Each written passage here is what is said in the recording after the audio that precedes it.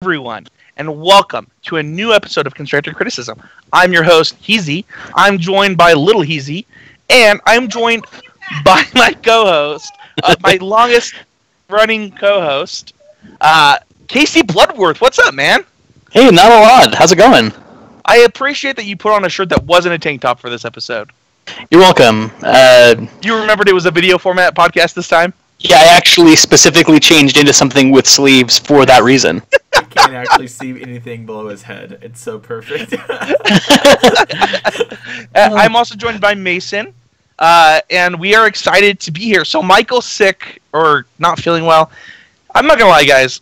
RPTQs, the whole traveling thing that Michael goes through as a Silver Pro, it's rough, man. Like, that dude is just traveling so much. We wanted to give him a break, so we invited Casey on. We have Mason here, who is here. High praise. Yeah, always the high praise, Spencer. That's my thing. It's not a pleasure, but he is here. Yeah, Spencer tweets like, I'm so excited to do the podcast with Casey, and I'm like, yeah, I'll be there too. Don't worry about it. You know what is a pleasure though is our sponsors at Oasis Games and the Mana Base. You can check out Oasis Games at mtgoasis.com. You can get 15% off your first order by using the code CCMTG at checkout. You can get 4% off of every by using the code Would That Be Good. Casey's apparently ordering something from them right now on his phone. That's exactly what I'm doing. And and you can check out the Mana Base where you can watch Nikachu the Mason Slayer crush people with not Merfolk. Has anybody been watching this? So if you go to the Mana Base, or maybe just his YouTube channel, I don't know if he only posts his Merfolk content at the Mana Base, but Nikachu was in fact doing something other than Merfolk. Was there a Black Hollow one? I'm not sure. I don't know. I just saw him saying that it was a video that wasn't Merfolk, and I was like, huh. Go figure. So he doesn't just have to crush you with Merfolk. He can crush Mason with anything. I actually was beating a Merfolk player, and I told him he needs to go watch Nikachu's videos so he can beat me. I saw that. Yeah. So, there you go. So check out the Mana Base. Check out Oasis Games. You can support the network by checking out Limited Time Only, as well as Common Knowledge, both podcasts by Getting Better Limited, and Common Knowledge, obviously Popper. And you can support this podcast directly by going to patreon.com/ccmtg. You can become a patron of the show. One of our newest patrons, Matthew Reichs, donated $25. So he got in before the price hike, and we're really excited about it. So we'll be doing some coaching with Matthew to help him improve at Magic, and we're really excited about it. Casey's roommates are also excited about it, as you can all hear. And we're going to move on to hashtag always improving. Hashtag always improving is the point of this podcast. If you're not getting better, you're getting worse. And we want to be doing what we can all the time to be getting better ourselves. Whether that's listening to Casey's roommates for advice, or whether it's... Can you hear her a lot? Do I need to move? It's fine. Don't worry about it. Yeah. We don't hear the words she's saying. We just know that she exists. It's okay. Kind of like with the Peanuts, so they go womp, a womp, a womp in the background. It's not even that loud. It is kind of like that, but it's totally fine. Don't move on our account. Okay. If it gets bad, I'll let you know. But with that being said, Casey, I know that you gotta help me with an RPTQ, or not an RPTQ, a regular PTQ this weekend, as well as play some Vintage. And I actually thought that your Vintage challenge was super interesting. So, is that your hashtag always improving moment? It's just like getting to kind of dive into a more complicated format? Well, I mean, being able to play Vintage is always a pleasure, and it's kind of tough to actually carve out the time to do those Vintage challenges, so I don't do them every week, which I would kind of like to.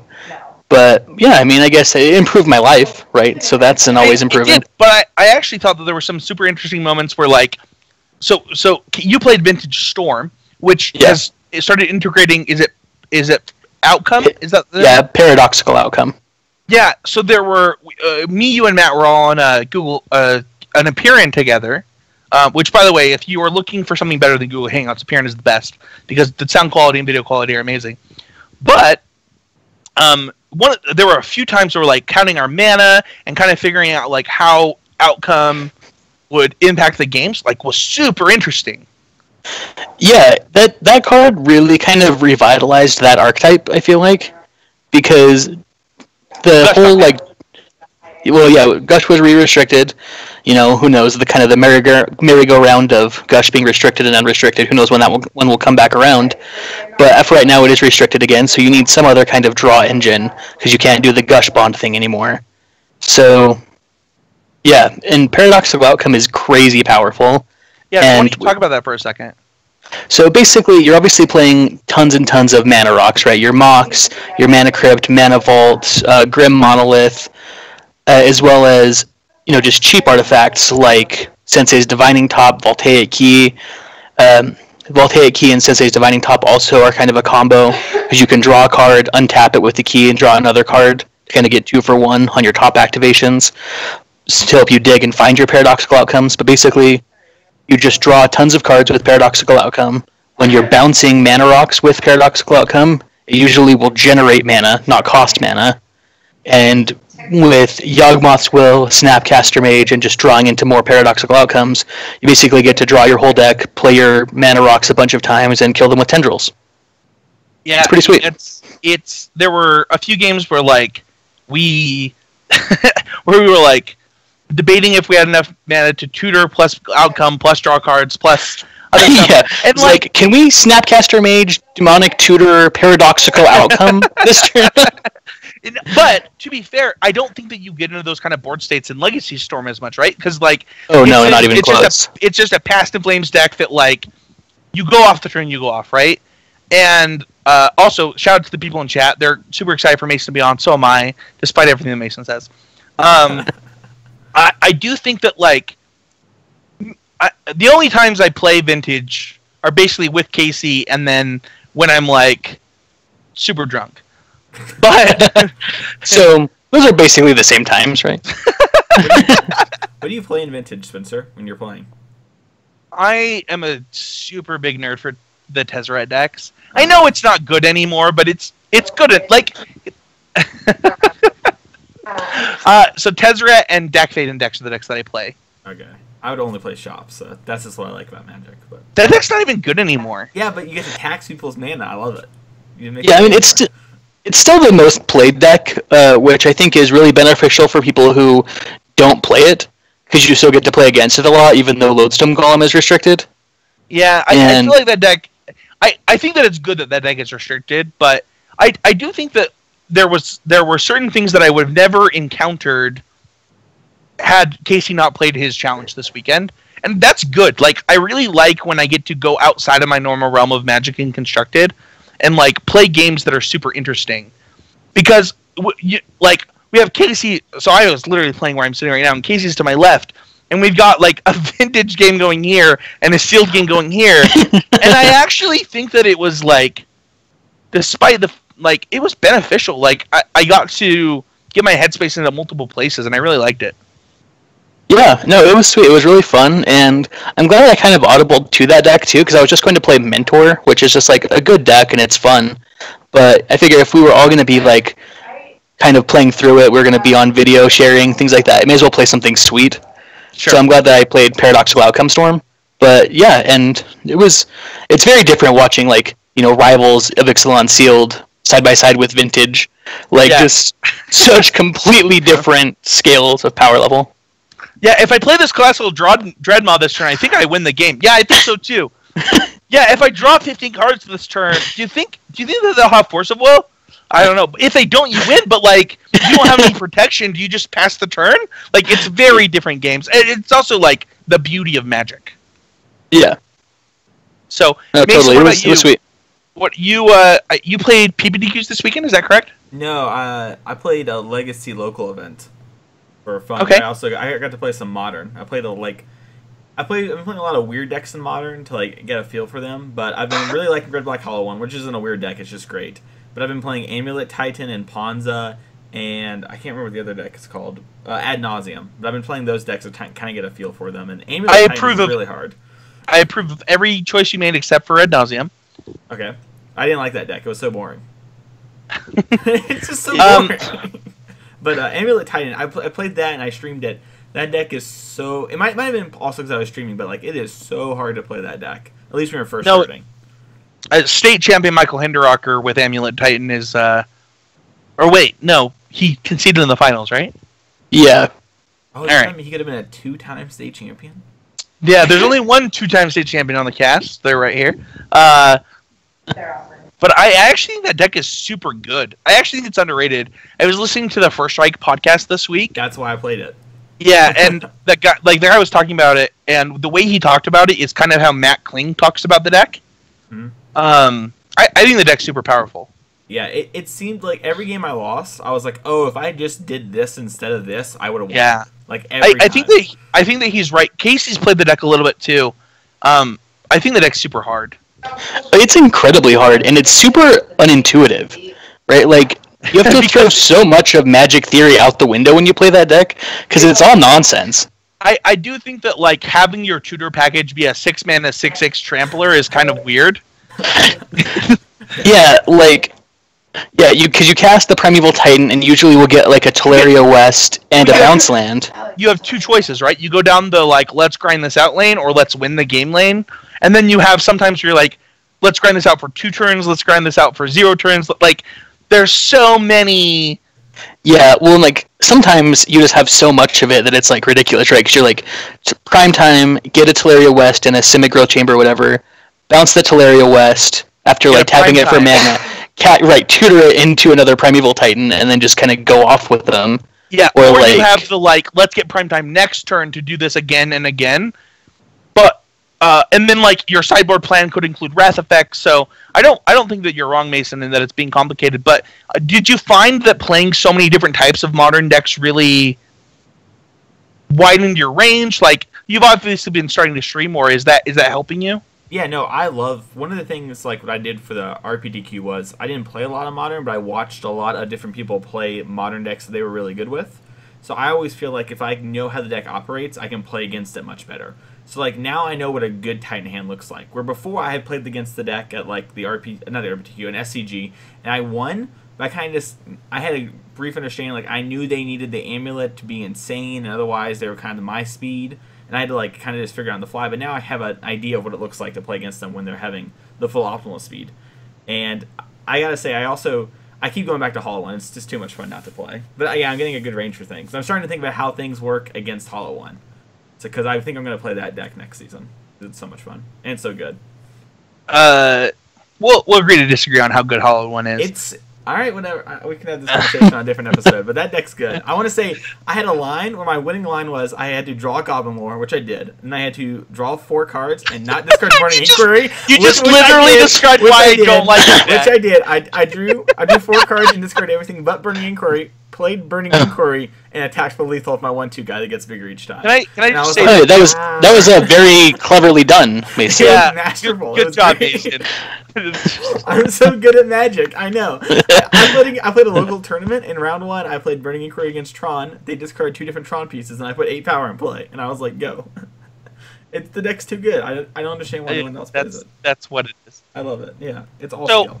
I have a really cool always improving moment this week. It happened towards the middle. So I played 4 rounds of the PDE this weekend online, and something I noticed is the games that I thought I was going to win, I won, and the games that I thought I was going to lose, I lost. And I thought about, like, my Magic career, and, like, I kind of go back to, like, 2012 and, like, the emphasis I put on states that year, or I go back to kind of, like, the teamer deck that I played. And one of the things that I think that I have a problem with is I do, or even the PDQ in Phoenix, right? Where it's like, oh, I'm going to lose this game, and then I lose it. Or, oh, I'm going to win this game, and then I win it. And I actually think that while it's true that there's a correlation between the fact that, like, you think those things when they're true, I also think that, like, I do a bad job of playing Magic when I think I'm going to lose. And I do a really good job of playing Magic when I think I can win. And the way that this manifests itself really well is when I play against players that I think I'm better than, and I just naturally beat them. So a really good example of this is Pro Tour Austin Geltz. He's a listener of the podcast. I have an insane record against Austin. Like I think I'm like less than 5 losses, more than 30 wins against the guy. And Austin has qualified for a Pro Tour. And the thing is that when I sit down against Austin, I know what the games are going to look like, and I just play accordingly, and I do the things that I need to do. I need to get better at being confident in myself. I'm really bad at certain levels and being confident in me and playing Magic accordingly. Because when I'm confident, I win matches of Magic, even if they're unfavorable.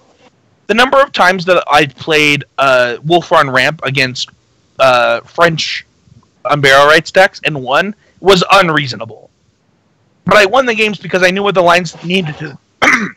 I knew what lines I needed to take to win those matches of Magic, and I played those games accordingly. And I think that pretty often, Magic players play worse when they think they have nothing to play for, and they play better when they think that they're going to win. And I need to find a way to build confidence in myself. Because right now, I don't play a ton of Magic, and I don't have a lot of reason to have confidence. Sure, I qualify for every RPTQ, but I think that like at the level of Magic I'm at, I should qualify for every RPTQ, right? And I need to learn what Magic looks like at the level that I'm playing Magic at. Mm-hmm. Does that make sense? Yeah, that makes sense. So do you think that it's like, so you're kind of like resigned? You're like, oh, I can't win. No, I do. I do resign myself to my fate a lot of the time, and it's unfair to the. First of all, it's unfair to my deck choice. It's also unfair to the level of Magic in which I play. It's also unfair to yourself. Yeah, no, it's unfair to me. Apparently, people can hear Manny watching Lord of the Rings, which I'm super jealous of. He's watching Two Towers right now. But it's on. Yeah, it's a good one. Yeah. Mason says he thought it was Street Fighter. Two Towers is great. Everybody's already in agreement. Thank you, Manny, for turning it down. But how do you guys think that I should go about improving this? Like, how do I get myself in a position where I sit down against an opponent and I have confidence that I can win a match? Well, so part of it is going to come from feeling like you're the most prepared person in the room, right? That's something that we used to frequently be able to say going into a Magic tournament. And it manifested 100 matches before at PTQ for no reason at all. Right, and like that usually manifested itself in a lot of match wins, right? Because we knew what the games were going to be about more than the opponents did. So we knew like what axis to fight on. Just caught people right. We can't play 60 hours of Magic a week, right? But you can make the Magic you do play count for a lot more. Right? Which is what I think that like Michael and Matt do a lot. They play a lot of Magic, but they do make the Magic they play count for as much as they can. Which I think helps you be prepared more than anything else. Yeah, I've tried to I think you're right. It's funny because like when I look at GP Phoenix, for example, I barely missed day 2, right? Like I was going strong with Jund, I hit some bad matchups, and I missed day 2. Going into the PTQ, I immediately audibled to Scapeshift as soon as it was available to me.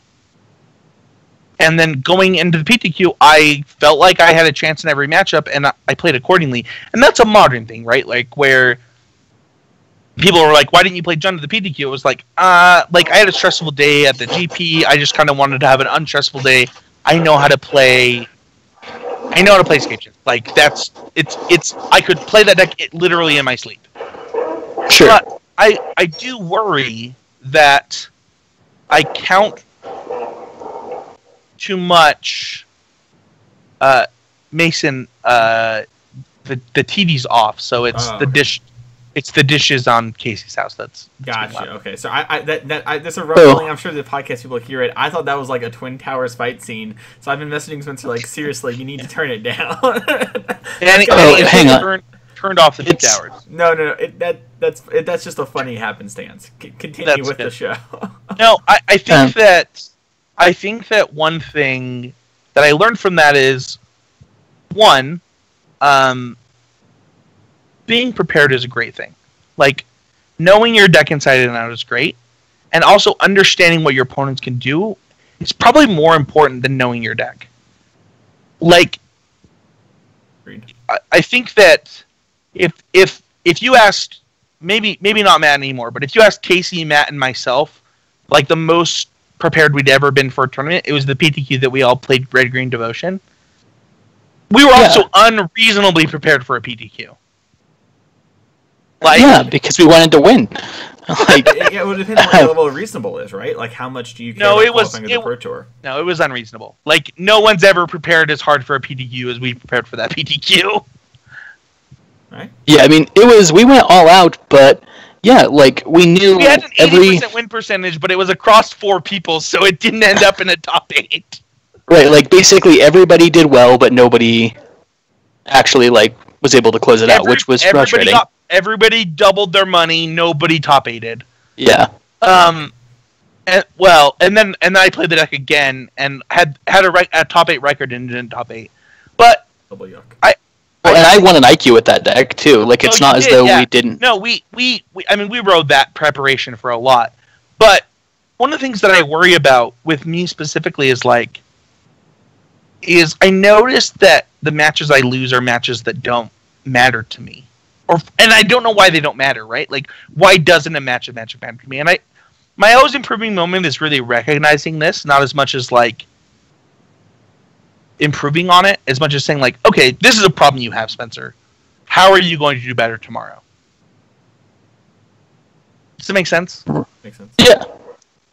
Yeah. Cool. I would almost even say, like, in the moment when it happens, catch yourself and make yourself, like, care about it, if that makes sense, if you can. So, let's move on to our card of the week. First of all, we did not give enough cards out last month, so I'm starting this month out with a bang, and we're going to give this out to last month's winner. So, we're giving out a Scarab God. This is the card. Wow. Is that the red-black one? Yeah, that's the one where we put -1/-1 counters, right? Yeah, it's a different one. So, we're going to basically put that on the list. We're going to announce the winner of all of the cards from last month plus the Scarab God next week. If you're a patron of $3 or more, you're eligible to win. What makes this card the card of the week? Well, first of all, the format is entirely built around this card. It's the best card in Standard. It's not close. Yeah, by a significant margin, and every deck either is 100% designed to like get the most out of the card, or is really built around beating the card, right? People were playing Struggle to Survive. Yeah. To beat this card, and that card is nonsense. And by people when we get to Deck of the Week, it literally plays Struggle to Survive. Yeah. People play that card all the time. Scarab God is an insane card. Like, you play it and you basically say check, and if your opponent doesn't beat you, or like, doesn't kill it, they use checkmate on the next turn. You untap and you start winning the game. And there's almost nothing anyone can do. 2 of the top 5 decks in our power rankings play Scarab God, and if we went to 6 decks, half of the decks would play it. So, what makes this the card of the week? Well, first of all, we haven't given out Scarab God yet, so I wanted to give out some value. And second of all, like, how did we miss this? Like, when we did the set review for our Devastation, how was Scarab God not the #1 card? Because I don't think we did one, ironically. Did we not? We skipped that one. You took a week off Magic, which was the set review week, and we just didn't do a set review for hours. Well, then it's Spencer's fault. And second of all, I want to say that Casey and I have this theory that I don't know that we've done the podcast on the theory of words yet. We'll invite Casey back for when we do it. But this card passes the theory of words. Yeah, it has a lot of words, and like most of them are good, right? Yeah. So talk about the theory of words really quick. So I think we first came up with this idea around Deathrite Shaman. Yes. When the card was first spoiled, nobody really had a super high opinion of it, except for apparently Yui Watanabe. And us. Yeah. And us who were trading for them at pre-releases, like, yeah, I'll take that. $1? Yeah. You can. Yeah. Yes, I will take 2 of those for a Sun Petal Grove. Yes. Like, yeah. And because the card just has so many abilities, right? There are so many words in that text box that there's no way it's not in some way exploitable. Yeah. That's basically the theory. And what we've made that joke about like flavor text before, where we're like, if this passed the theory of words from this flavor text, the card would be great. But in fact, the Scarab God says it has 3 abilities. It has at the beginning of your upkeep, it has the activation ability, and then it has the return ability, right? That's 3 abilities adding up to probably over a tweet's worth of words. Oh, easy. Yeah, so they're all synergistic, but Oh my also gosh, independently is that a new powerful, theory? right? If a card's activated and triggered abilities add up to a tweet's worth of words, is it playable? Hold on, let's see. It's definitely longer than a 140 tweet. I don't know if it's actually longer than modern day tweets. Is it OG tweets or new tweets? Because I think OG tweets, this card definitely is way more than that. Oh, it's way longer. But I mean, by a significant margin. One thing that I think about when I think of Scarab God is like the number of decks that's fitted in its time frame, right? Whether it's blue-black control, blue-black mid-range, Grixis, 4-color mid-range, blue, like the card warps the format and archetypes around it, and just does so much. And it's longer than a tweet by 61 characters. There we go. It passes the theory of words. Our new theory of words, everyone. So how does this card fit into the format? Well, I think that Verastig's Contempt is specifically a 4-of in this format by so much. I mean, we talked about that with Michael a few weeks back because of the Scarab God and Hazoret. And those two cards have completely warped the format around them. Yeah, it's funny you say like how does this card fit in the format? It's more like how does the format fit around this card and Hazoret? God. Yeah, you can worship any two gods you want in this format. So can you? I think it's only those two. Yeah, any of those two. Any two gods. Any of those two specifically. Yeah, okay. You can play any Hazoret or Scarab God deck you want in this format. The sky's the limit. Yeah, I think that when we think about what decks play this card today, it's so many. I played against a bug Hour of Promise deck that played this card. So it was like a Walking Ballista, Scarab God, Hour of Promise, and to myself I thought, well, this is everything I've ever wanted to do. But also I thought to myself, this is the beauty of Scarab God. Like, if I get to play cheap removal, remove your creatures, I also get to make them giant, huge, unbeatable threats with ETB effects later. Yeah. Well, and just being able to, so much of Standard right now is, I kill your thing, now you kill my thing, now I kill your thing, now you kill my thing. Nothing really happens for, the first 5 or 6 turns of an average Standard game, right? You're just, playing things and killing them. And then all of a sudden the Scarab God comes down, and now... Yeah, for some reason we both have 9 mana, I played a Scarab God, and you lost. Yeah, exactly. Now that the dust is settling, I am going to snowball out of control so quickly because you used your Vraska's Contempt on a Glint Sleeve Siphoner instead of saving it. Now you lost, right? That's kind of what the Scarab God does to the format. I want to really quickly, because this is a debate among some of the competitive players in the format. Are you guys pro Turn 5 Scarab God or anti Turn 5 Scarab God? Just in the dark, if I don't know I'm pro. I've I've played it all the time in Control on turn 5, so I'm pro, I guess. But. So, yeah, I think it depends a lot on the texture of the game, but I think that in general, in the mirror, I dislike it. Against mono red, I quite like it.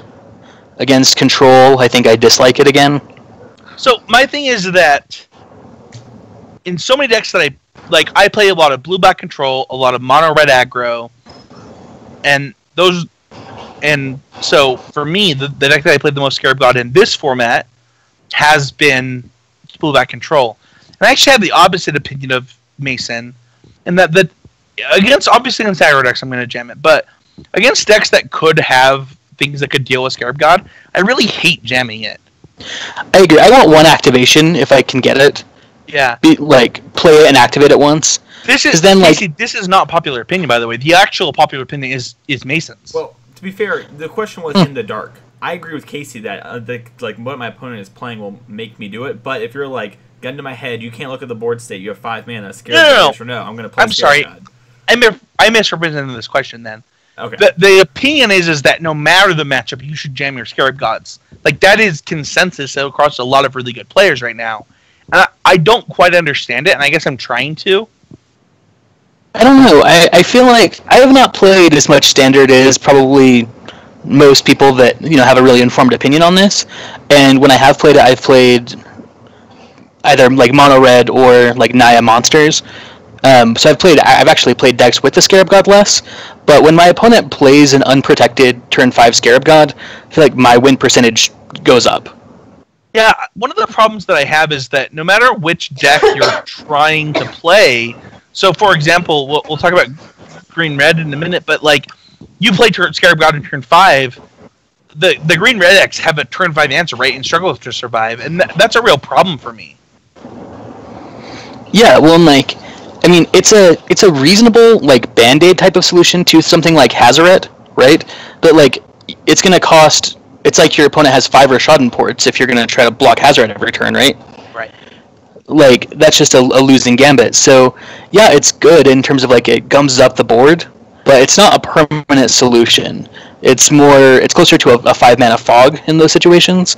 Granted, it comes back. It's not something that I'm excited about doing. Yeah. Unfortunately, sorry.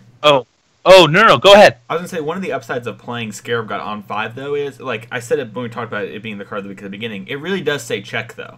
Like, if you untap with it, you win the game, and that's really appealing sometimes. So yeah, even if they draw the answer next turn, you still got a 4/4 a Scry 1 they lost, we talked about this a lot a few weeks ago, and the fact that, like, even the standard metagame is built up of, like, kind of smaller creatures than normal, like, 3/3s are huge in standard today. And so if you get and that's part of the appeal of like the Gifts Ungiven deck is that 4/4s are so big today. Mm-hmm. So it is an appeal of Scarab God. I will say this. Scarab God is powerful. It's what the format's built upon. Unfortunately, the Patreon is not making enough to give out a playset of these, so we're going to give out one this time. So add that to the list, Mason. We'll announce the winner next week. Let's go into our power rankings. So every week in the podcast, we want to talk about power rankings. So we have a new challenge, and this has happened a few times on the podcast. SEG is no longer doing standard single events. So, and standard is easily the second most popular format behind modern. So what do we do for standard? It's standard week this week. What are we going to do? We're just going to talk about the Moto PTQs, the Moto mock. We had a standard mock in the last week. And we're just going to talk about the Moto metagame only. So we used MTGO dash stats because it keeps up very specifically on a 2-week rotation of standard on MTGO. Whereas if you go to MTG Goldfish, it's going to give you a paper and Moto metagame combined. And I want to give a clear view of what you could look at in a few weeks. Moto is very ahead of paper. So when we talk about this and you see so for example, number 5 is greatest midrange. If you're playing in paper, that might be the number 1 or number 2 deck in your metagame. But on Moto, the format shifts faster. And Grixis is down lower. So I just want to be clear about that while we're going to this. So let's talk about the number 5 deck. We have Grixis midrange coming on the screen. I have really strong opinions about this deck. Who wants to start on this? I would be happy to. So this deck, I think, is very, very well rounded, right? You've got answers to basically everything, and you've got a pretty good package of threats. But it is it's the classic, like, you can draw the wrong half of your deck in the wrong matchup type of deck. Yeah. There's not a ton of. This is almost. I mean, is this kind of the list people are playing these days? Because this looks almost more like Grixis Control than what I was expecting. The list that I posted is Grixis Control, and the thing is MTG Stats is combining these two, and I think I know the reason. So this is Grixis Control, and I want to apologize to Mason for putting us in this situation because I didn't look at the lists that I sent.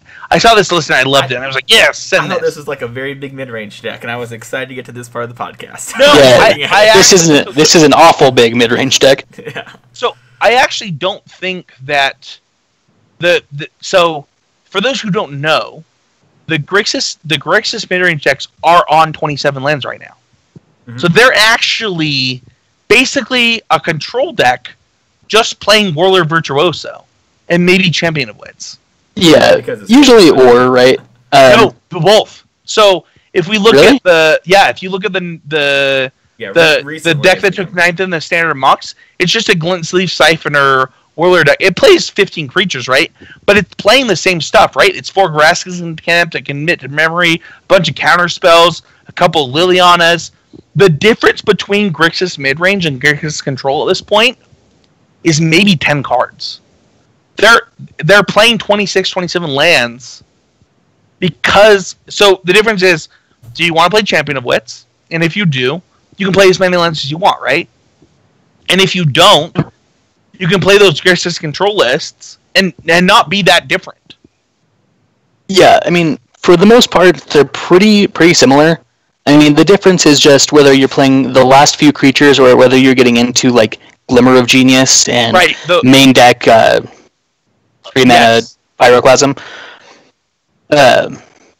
So, like, the difference is pretty narrow, right, between them. It's a very, very similar deck. Compared to other standard decks, right? So yeah, go ahead. And I think the main advantage, in my opinion, of playing something like Grixis Control right now is people are typically going to be expecting it to be Grixis Energy, right? So they're going to keep more removal-heavy hands because they're expecting to get into that one-for-one thing that I was talking about earlier in the show where we just take turns killing each other's creatures. And then if you just don't play a creature before Torrential Gearhulk, you're going to make them sit on a bunch of dead cards the entire game. If you actually just look at the numbers on MTGO stats, they actually help you understand, like, so like black cards are cards that might be different, green cards are cards that are basically the exact same, and then yellow cards are cards that might be a little bit different in numbers. They're over 60% the same deck between Grixis Midrange and Grixis Control. And the decks are, I mean, they're so similar, it's hard to separate them at this point because do you want to play... So, for example, there's a lot of Grixis Control lists that are playing Glintsleeve Siphoner in the sideboard. And then what's the difference? Like, you play the Warlords and the Siphoners in the main deck. And I know that it's not an exact science, but it's hard to separate those two decks because you're either going to play your Wrath of X main or you're going to play your Creatures main. Yeah, exactly. They're not completely... It's more like different flavors of the same deck, right? Rather than completely different archetypes. Yeah. They're different, but they're not so different. And if you're comparing their 75s, they're very, very similar. Mason, what's your opinion on playing the mid-range version with 27 lands? I don't mind it. Like, if you're playing Champion of Wits and stuff like that, you really... So this deck, like, in my mind, like, when you're playing the mid-range version specifically, your plan is kind of like what Casey said. You just kill stuff, then you play Scare of God and you win. Like, that's, like, your whole... But that's both versions, right? That's the control version and the mid-range version. Right, but the upside of the mid-range version, when you're playing, like, the 27 lands, is that sometimes you have better game against, like, creature decks because you have cards like Whirler, and then you can also kind of clear out people. And you put people to the test, kind of. Where, like, with this Grixis Energy deck, you do have, like... You know, well, I'm looking at some of the ones on Moto here, but like some of them, like you said, have Siphoner main, some don't. When you have Siphoner main deck, you put pressure on your opponent to have the right answer where you run away with the game. You know, it was a while ago now in the format, obviously, but when I was at GP Memphis, I had one round where I played against Grixis Energy, and they played a Siphoner on 2 and a Siphoner on 3, and I just didn't have a kill spell, and I lost. And that's not something you can get from the control version, game 1 at least. So the next deck we have coming in at number 4 is Blue-Eye Gift. This is a deck that confuses me quite a bit. You guys might have different opinions. This deck has always been bad to me. Like, I actually don't understand how it fits into the meta game, other than the fact that 4/4s are huge, right? We kind of talked about that a little bit. Charted Course and Strategic Planning are great Magic cards. How does this deck, to you guys, fit into this meta game when, like, it takes so... You execute your combo, and it still takes 4 turns to win? So I think it's a few different things. One...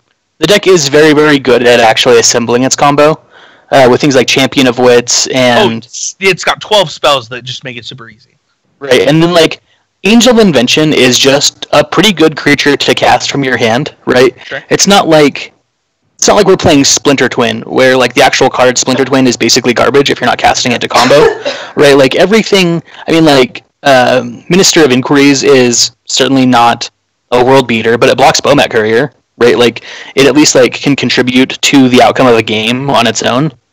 So you find your combo pretty quickly, and then it just grinds out so much value, right? God, like the more mana efficient, you can keep casting spells and doing your thing, and you still get that same type of effect, just without the 5/5. So anytime that mono red and the card Abrade are kind of on the downswing, I think you're going to see this card swing back up, and then once there's more Abrades again, it's going to swing back down. But it's very powerful. Mason and Casey, what is your opinion on the refurbished versions versus the gift for the?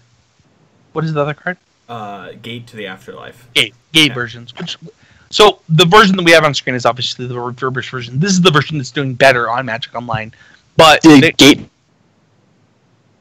We're losing Casey quite a bit. Mason, why don't you go first? Yeah, sure. So I think people default to always playing one version of the deck too much. And I think if you're going to play Gift, it's kind of like what Casey talked about. And if Abrade and Mono Red are really big, I kind of like the Esper version a bit more. I haven't played the deck a whole lot, so that might be an opinion. That's an opinion kind of based on watching, not so much playing. But it would seem that deck is better against the red decks. And it seems like this deck would be better when people are playing less red and more green-red monsters, more Snake, more blue-black mid-range. This is probably the deck that I tested the most for Pro Tour Arrow Devastation. So it won a PTQ right before the Pro Tour. And so our team tested so many versions of this. And we all ended up on mono red still. And I think that's a really big slight to the deck, to be honest. Because if you're telling me that a version, like a deck, that's a main win condition is basically a better Baneslayer Angel, and I still can't beat mono red, I think that's a problem. And I know that we're not the only podcast that says this. I know we're not the only podcast that's getting crap for this. But I actually just think this deck just doesn't work. And here's the reason. Is because the format is fast, right? Whether it's Sultai Snake, whether it's mono red aggro, or whether it's the mid-range decks, they all have enough disruption or they're fast enough that this deck gets its free wins against bad decks. Like, really bad decks. Or if you stumble really hard. Well, right. Yeah. So, here's kind of the problem I think with this deck, is more than anything, it's always sort of been under the thumb of either Abrade or the Scarab God, right? Because if your opponent is playing the Scarab God, they can just take your angels before you can get them with your gift, right? If you're in the late game. So you're cut off there, and then it's exiled. It can't come back. So, like, yeah, you're in theory, you can get it out faster, but it's not that hard to have one Abrade, right? Or one negate, or one whatever. Something. Yeah, exactly. To just cut them off of that first one, and then once you've been cut off of the first one, then you can just so easily lose to the Scarab God grinding you out. And then if you're playing against mono red, you really need that, like, on turn 4, bigger, better Baneslayer Angel. Otherwise, you're just going to lose. Let's go into our next deck. We have number 3 coming in with Sultai Snake. The list we have on our screen went X1 to the Mox. This is a 4 Walking Ballista, 4 Glimpses Siphoner, 4 Serpent, 4 Constrictor, 2 Rishkar, 3 Brontodon, 4 Hydra, 2 Gear Hulk, 2 Defense, 3 Climb, 4 Condemned deck. This deck has 0 Fatal Push, which is the first thing we want to mention. Now, the second thing we want to mention is that it has 0 of everyone's favorite 3-mana card, green, 1, Mason. Jade Light Ranger. Yeah. Here's the thing about this deck. This deck, we talked about with JD about this deck last week. This deck has way more flex slots than people realize. The fact that a version that's is it like 11 cards off of their version can go ahead and 7-1 this tournament is a pretty big deal. And a lot of people think this deck is in fact one of the top decks in the format. Yeah, the biggest problem with this deck is like the same problem Mardu has, where its mana is terrible. Like, it has really bad mana. And I think JD mentioned that too, but it's something I got when I played this deck a lot. Now, I still like this deck a lot. It's probably the deck I would play if I was playing it in Seattle. But it's really good, and it does have a lot more flex spots than you talk about. Like, when I was playing it, I had more Blossoming Defenses and less Fatal Pushes. So you can do a lot of really cool things. You had less Fatal Pushes than 0? Well, I meant like than the start list. like the one that like Aaron did well at the GP. Yeah, I think that one of the benefits of this deck, like, to be like 100% clear, and I'm a Snake player at heart, but the fact that like you really get a properly played Cartouche of Ambition is a huge plus in this metagame. And this is the best Cartouche of Ambition deck right now. Oh yeah. You stick that on a Rolling Hydra, it's over. I mean, you stick it on anything, it's over. Yeah. I think that what this deck really, really kind of excels at is just beating the tar out of these Grixis decks, right? Like, it beats Control, it beats Grixis. It's decent against a lot of mono red depending on how you build your deck. It can lose to nonsense, and it can also just lose to like the fact that, like Mason said, it has. Like, you're playing Foul Orchard. Your mana's not that good. Can't wait for that. Yeah, yeah. It's the old. Yeah, I mean, this deck's mana is actually just atrocious. To be fair, though, you do get both Hinterland Harbor and Woodland Cemetery coming into the next set. Yeah, which will definitely help. I feel like the power level overall of Dominaria is very high from what I've seen. I mean, that could just be spoiler hype. No, it is. But the thing is that is it higher or equal to? You can go after me, Mason. Yeah, sorry. Is it higher than or equal to Kaladesh? Yeah, see, I think it's Kaladesh equal. That's the thing. That's a good thing. Yeah, I think it's comparable to Kaladesh and mostly blows every card, but like Hazoret and Scarab God from Amonkhet out of the water, right? Like, which I think it will probably create some deck diversity, which I think may punish this deck more than it helps it. Oh, I don't agree at all. I think this is a metagame deck more than it is like just a great deck. So I think this deck is very good in specific metagames. That's why you're seeing it shine. You're seeing people pick it up. But I think it is just a good deck as well. It has a proactive game plan and the ability to steal games against any deck. And it has it can respond to decks too. I was super anti-Constrictor at the beginning of the world, right? Where when Constrictor won the first format, I was like, the first SCG, I was like, this card's bad, don't even play it. And then, obviously, Mason has pegged me as the Snake guy. Oh my god, I knew it was going to come. But, like, Riding Constrictor Rishkar is, like, broken. Like, it's actually broken. Oh, yeah. And the fact that Walking Ballista is in the same freaking block as these two cards with Murderous Scarehulk! Like, I was wrong. I've admitted I was wrong, and now I've been pegged as the Snake guy. It's full circle. With that being said, I've only played Mono Red for the last 2 months. Let's talk about Mono Red, because it's our number 2 deck. So, you're saying blah, but I actually, I want to talk about this because I am on an opposite opinion of most people. So, almost all the lists of these Rekindling Red decks, guys, I need help.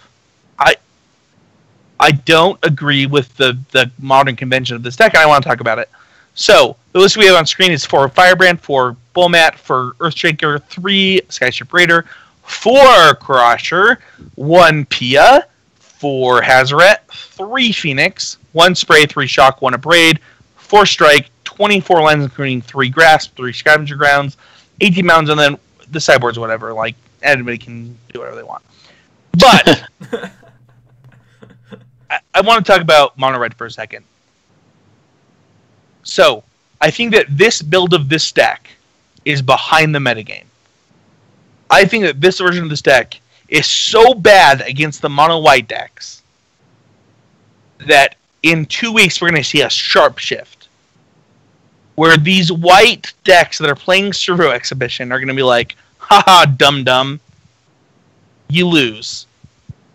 What is happening with... Is Mono Red behind the metagame? Am I wrong?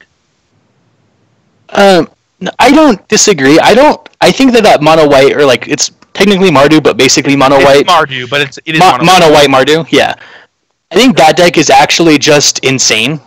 No, it is. This deck cannot beat it. The way that this deck is built today, that everybody's playing, you're gonna get crushed. You're gonna die with all these cards in your hand.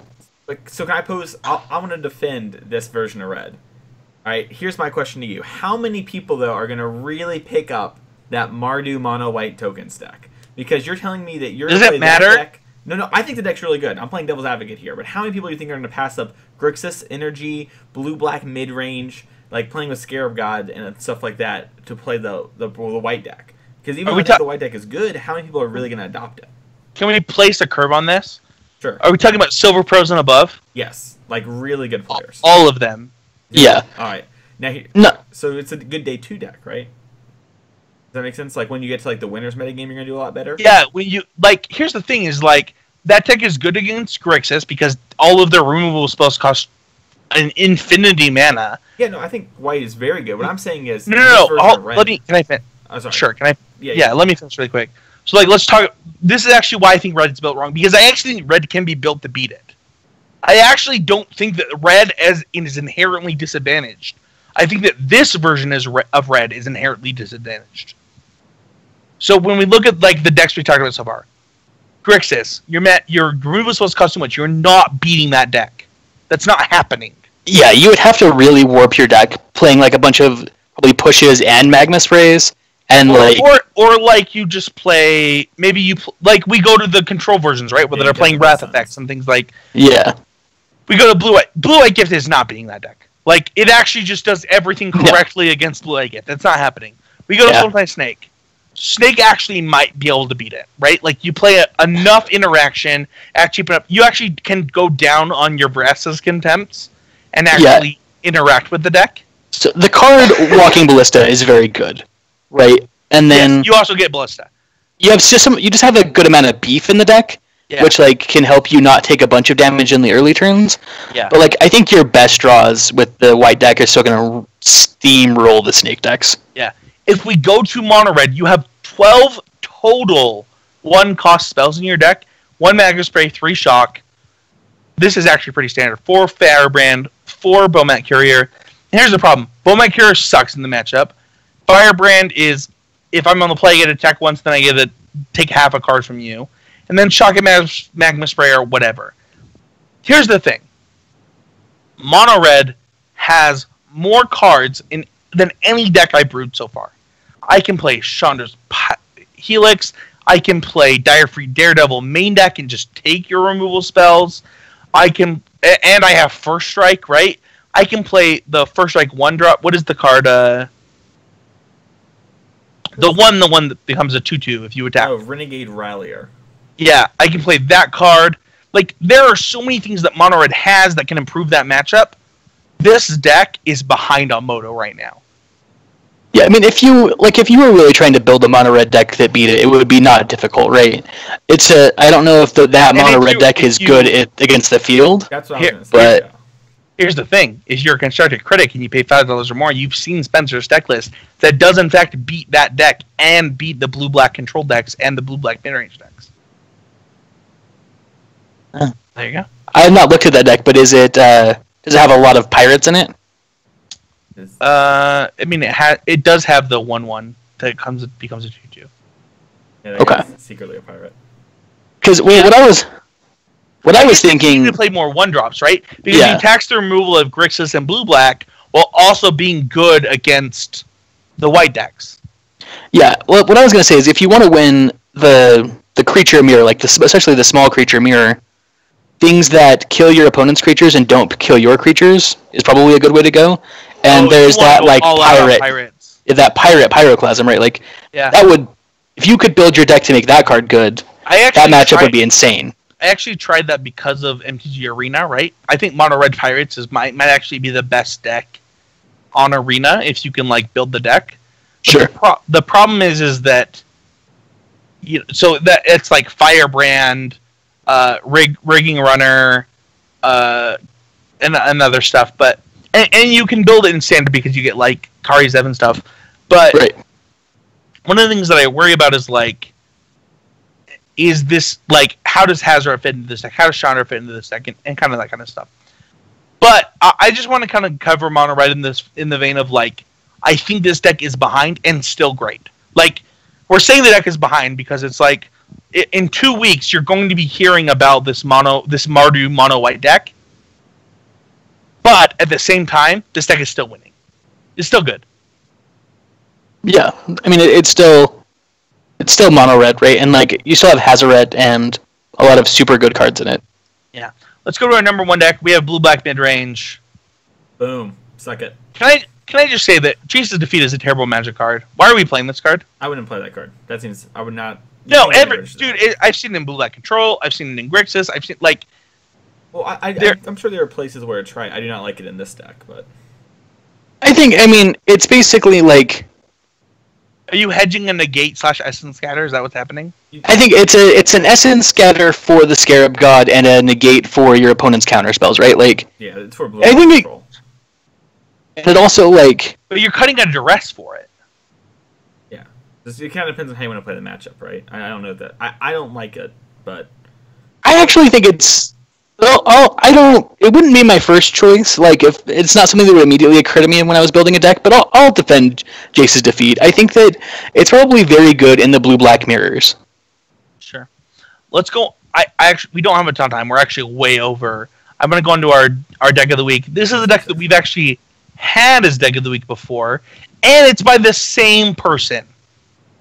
Man, what is happening, Volkswagen just crushes it. Just crushes it with this dinosaur green-red monsters deck, Mason. What is happening? This deck puts your opponent to the test like every time, and I'm looking over it right now as I'm talking about it. I didn't actually get a good chance to look at it before the show. It doesn't look like it's that crazy different from GP Memphis. It's not even that different than like what he played for a few weeks at the beginning of the format that Michael and I were super like hyped on. Yeah, it's just like when you curve out with this deck and your opponent doesn't have the right answers, where they fall behind, they're just going to lose. There's just no way around it. You're playing so many powerful cards. Like it also just make like this is Commune with the Dinosaurs is like a good Magic card, and this deck does a good job of playing Commune with the Dinosaurs. Yeah, I've never seen like this actual build of this deck before. This kind of has me hot and bothered. I'm not gonna lie to you. Ooh. This deck is spicy. Like, it's got a lot going for it. He crushed early on in this format, and then obviously AO'd this league with this format. I actually don't know if Volkswagen's a he or she, so I should actually apologize for that. They've been crushing with this deck since week 1. Yeah. I mean, it's just proactive. It has answers to Scarab God. It can race mono red, and it's clearly a deck that Volkswagen is in tune with, and they had the right weekend for it, and they're well versed with the deck, and I'm sure they know the matchups better than 99% of the people that play this deck. Yeah, one of the things I want to talk about is like the key cards. I think that the fact that you beneficially get to play multiple Ronus is actually really good, and that's because of things like Rekindling Phoenix and Regisaur Alpha. And the fact that you get to play Regisaur Alpha because you play Commune with the Gods and you get to cut your lands is super important. So, like, the whole deck meshes together really well. This is something that Michael and I talked about at the beginning of the format, is like, you can play less lands because you're playing Murphy Branchwalker. You play less lands because you're playing Commune with the Dinosaurs. You got to play Heart of Kirin, which is, we all know, a broken Magic card. And then you got to play interactive dinosaurs, whether it's Deathgorge Scavenger or Thrashing Barottodon. Like, you're interacting with your opponent on a small enough level that it makes your high-impact cards like Regisaur Alpha and Rekindling Phoenix and Galta that much more impactful. Yeah, and this deck is, like, really good at casting Galta. Yes. With, like, pretty minimal investment, right? You're not going super far out of your way to play, like, a Merfolk Branchwalker into a Ronus, and then playing this on turn 4.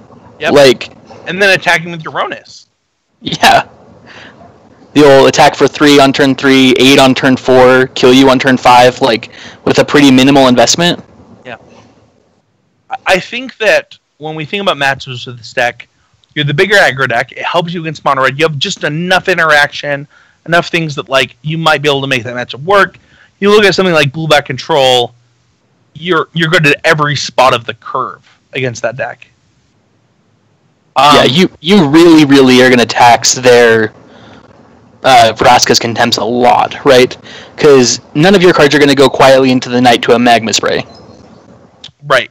If they're going to Magma Spray something, it's like, nice, you killed my Merfolk Branchwalker. Easy BB GG, bro.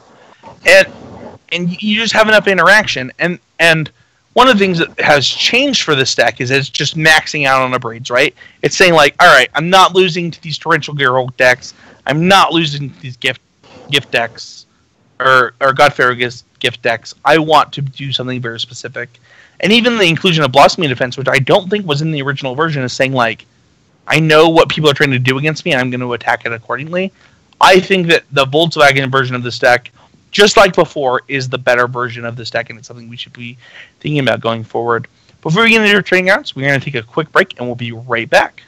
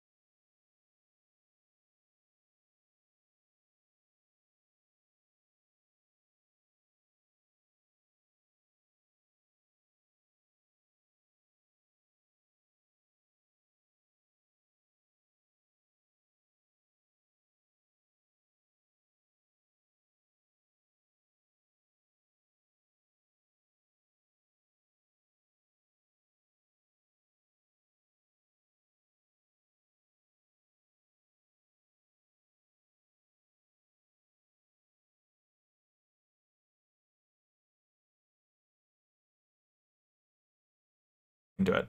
We're here. We're back. We're large and in charge. We are large and in charge. That's a new T-shirt, Casey. Oh, it's branding. That's hashtag branding. So this week we want to talk to you about something very specific. This is a training grounds I specifically picked because Casey was on. Because I actually think you picked this training grounds. Did I? Is this like a 2-year-old training grounds? Yeah, we just haven't done it yet. And it's cool.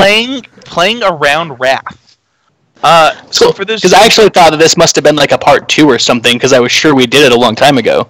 No, so we did the opposite of this, which is playing into misplaying your Wraths was a thing that you tried to do. Ha ha ha ha. It's funny if you know. That's an old one. the skip your 4th land drop to 4th blade. I remember hearing that story. Okay, so that was you guys. All right. Yeah. When you read that, I No, remember that story. you guys is not who that was. No, it's podcast, right? You being Casey is who that. Yeah, no, us guys, me and Brad Nelson both think that's sweet, and everybody else says it's terrible. And one of you is a Platinum Pro, and the other one's Casey. So clearly, I'm Yeah. gonna go with that. Yeah. But I mean, I was on record recommending people do it before he was. Before he wrote an article about it, that's actually true. So Let's talk probably about Wraths heard for a the second. episode and then took Yeah, the exactly. show. Yeah. Yeah. That reminds me so much of the we do a podcast. I listened to that. You do? Oh yeah. Huey Jensen. All right. So what are Wraths? Is the first thing I want to cover on this. So, Wrath of God is the thing that this term comes from. So, white 2, destroy all creatures that can't be regenerated. Pretty simple. It is the destroy all creatures effect. And there are so many different versions of this. There's Damnation. There's World Fire. Deal 15 to everything. You know, there's all kinds of effects. I love Casey's face right now. There's all kinds of effects that deal with the creatures in play, right? All the creatures, they're going to go to the graveyard somehow. We're going to make it happen. You know, then there's smaller versions, right? There's like the Slack Storms, they're typically red, right? Or black, right? Yeah, I think Pyroclasm / Infest are like the iconic little Wraths. Yep. Drown in Sorrow. Yeah, if you're a whippersnapper, it's Drown in Sorrow or Flaying Tendrils. That was my first black mini wrap. Whippersnapper, I love it. Yeah, that's when I So started we have these type of effects that are like these 2-mana, 3-mana Wraths, right? Whip Flare, Pyroclasm, Infest, Sweltering Suns. If you're new, I don't know what Mason just said, but apparently that one. Drown in Sorrow is played in Mono Black Devotion. Yeah, it's the Scry Infest. -2/-2 Scry. Boom. Oh, the one that was super overrated. Got it. Hot take. 3-year-old hot take there. So what kind of decks are going to play these kind of cards? And the truth is that it's going to be transformational sideboards out of aggro decks. It's going to be mid-range decks that are going to play the cheaper ones. And then some control decks that play the bigger ones. So what are the Wraths that you might worry about today? And here's the thing I want to start with. So let's talk about standard really quick. And I have 5 big ones listed. And I just want to give you guys' takes on each of them. The first 2 I think are usually played in the same deck right now. And that's Fumigate and Set of the Wreckage. Yeah, you know, this one kind of like, it creates quite the dilemma for your opponent, right? Where, okay, if I don't attack, then I'm playing into Fumigate by giving them extra draw steps. But if I do attack, I'm going to get blown out by Settle the Wreckage. So you have to kind of choose which one you're going to play around and hope not to get blown out, right? Because neither of them are as powerful as old school Wraths are thought of as, right? Like Wrath of God effects. Right. They're both a little bit more narrow. Either Fumigate just costing more mana, or Settle the Wreckage really like you have to glue it to your forehead to make your opponent play into it, or to like, you know, your opponent just knows it's coming when it's coming. Right. So they're both a little bit weaker, but because you have both of them, your opponent really can't play around both, which is what makes them good. Combining the 2 is like, okay, I get to play 6 Wrath effects, and I get to split them among how I want, whether it's 4 of this one, 2 of this one, 3 of this one, 3 of this one, however you want to do it. You got to play a reasonable suite of this. You know, and often they come from the same deck, whether it's the Ban Approach deck, right, Mason? Love that deck. I played that because of Casey. Yeah, that's a sweet one. Yeah, Casey said he played. Yeah, before he left our testing team, he was all about that deck. And then you have things like the blue-white cycling deck, right? That it's also going to play both of these. You have sideboard games against different decks, and you have to think about these kind of white things because white's gonna have the most of these, right? Then you have the red versions, and I'm going to combine Hour of Devastation and Sweltering Suns right now. And I think that there are a few different decks that will play these type of things. So first of all, I want to say that Hour of Devastation is probably the most underplayed card in Standard. That's actually, you took the words out of my mouth. I was thinking the same thing. Because like, So why do we think that? It's well, so because it's a crazy powerful card, right? Like, it doesn't really kill the Scarab God, but it will kill all of its friends, right? Like, get rid of all the tokens and things. Well, I mean, not like forever. No, it does kill it forever. No, it doesn't. No, it doesn't. It kills it. It goes to the Kills ground, and Hazoret. comes back. It kills Hazoret forever. Oh, Because am I it wrong? loses indestructible. Yeah. It kills Hazoret every time, though. She doesn't get away.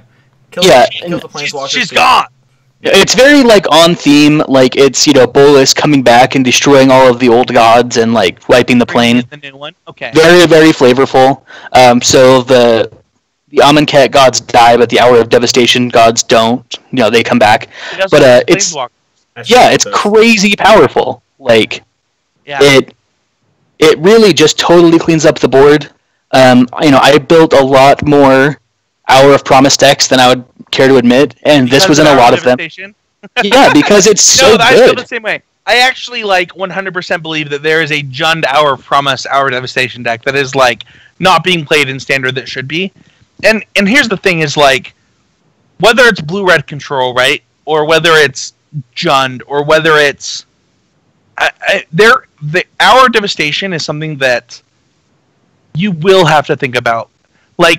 The bigger the Standard format gets, the better Hour of Devastation gets. Before the rotation, Hour of Devastation was something we thought about a lot, right? And then the format got smaller, so the type of decks you play got smaller. And as the format grows, these type of effects get better because there's not 6/6s that are running around, and there won't be 6/6s that are running around when Dominaria hits.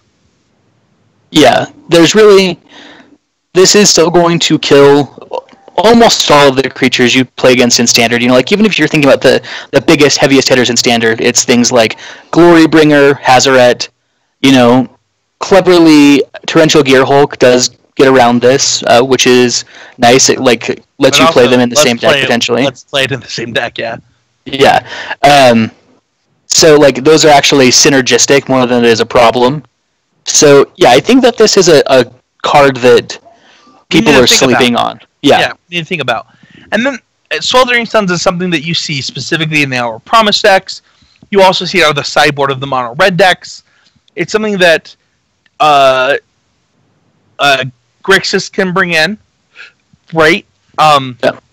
And then, speaking of things that Grixis can bring in, but that I know Quentin, former coach of the show, is pretty big on right now, is Bantu's Last Reckoning, which is the last card that you might want to think about in Standard. And I would agree with that on more than one level.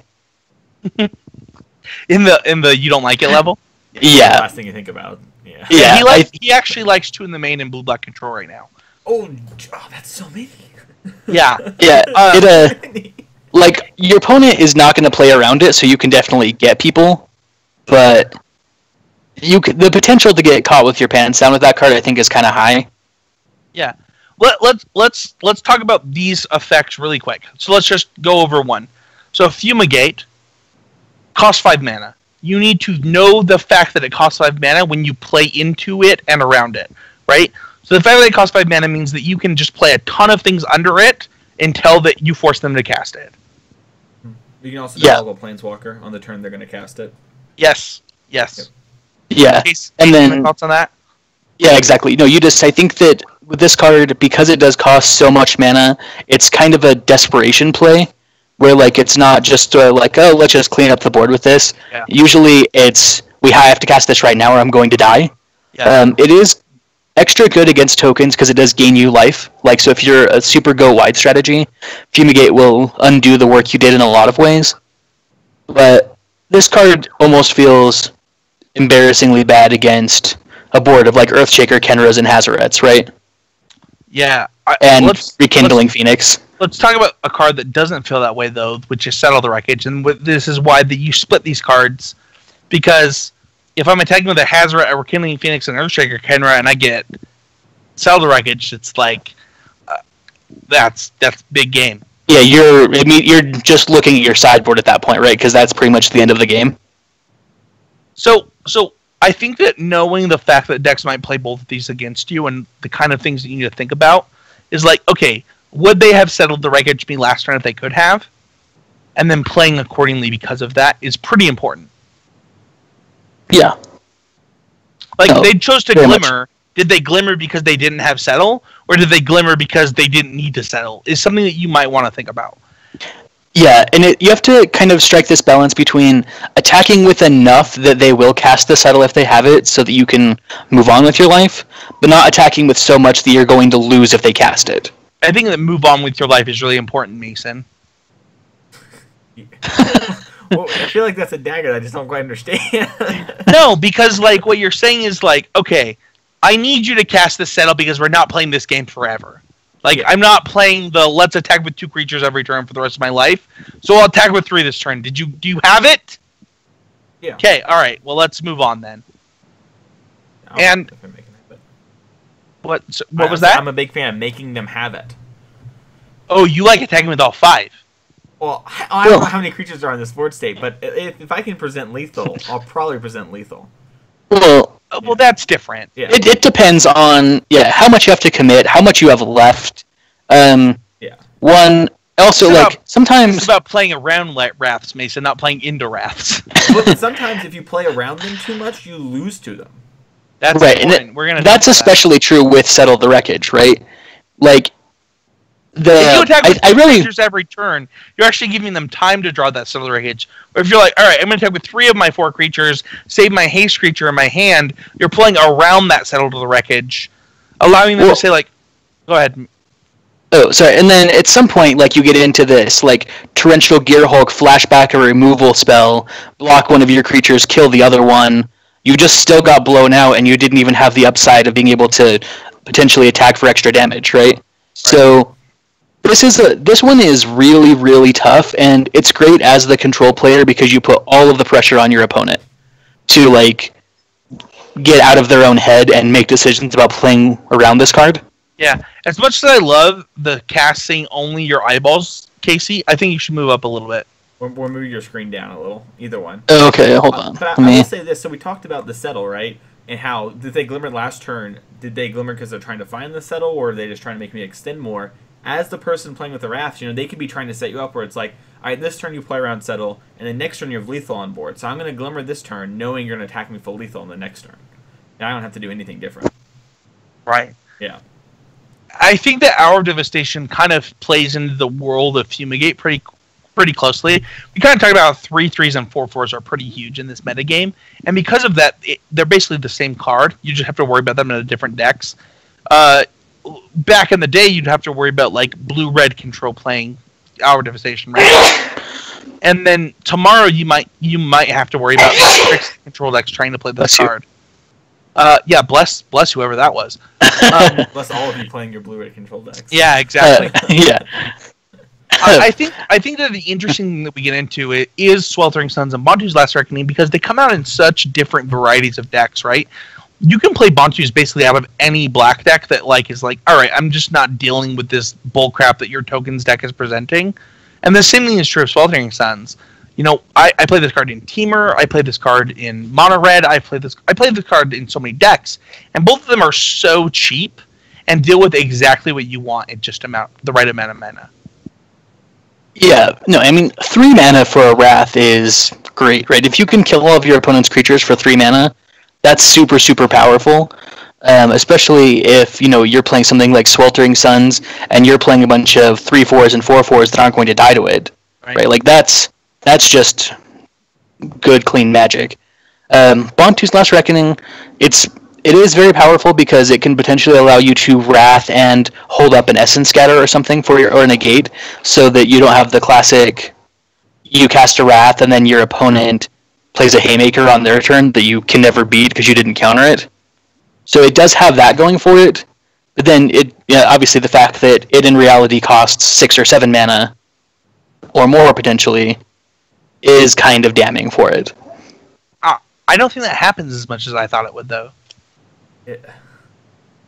Well, it can never cost less than 6, right? Yeah, it's always 6 mana. You just pay it over 2 turns. And depending on where you are, like if you are in a situation where you have to like glimmer to find it or something, the fact that it costs 3 mana is nice because you can glimmer for it and cast it on 7 mana, but then it still costs you 10 mana. I think that the appropriate thing is talking about how it does cost 6, right?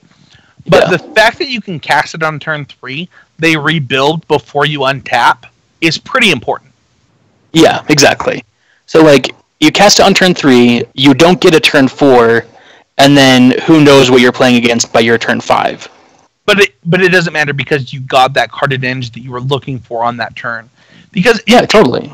Yeah. I mean, if they play like a Branch Walker into a Jade Light Ranger, for example, and you kill both of them on turn 3, like that's a pretty good place to be, right? You're not upset about that exchange. Like Servant into Hydra at a Snake, for example. Like that's something that you just can't beat. I think Servant into Hydra is like the perfect thing where I'm like, Bontu, GG, bro. Like, we're not dealing with this. And I think that the increase in things like the 6-mana Dinosaur, Carnage Tyrant, has really got me on Bontus with Quentin. But let's move on to the other formats because I want to cover everything very quick. And Modern's in an interesting place because I think that it plays in its control decks. It actually doesn't play the same Wrath. One of the things that control decks will do is they'll play a Damnation, a Supreme Verdict, and a Wrath of God, rather than playing all of one. And then they'll either play all Kozilek's Returns, or all Fire Spouts, or all whatever they're going to play in the other decks. And there's not really Wraths outside of those things.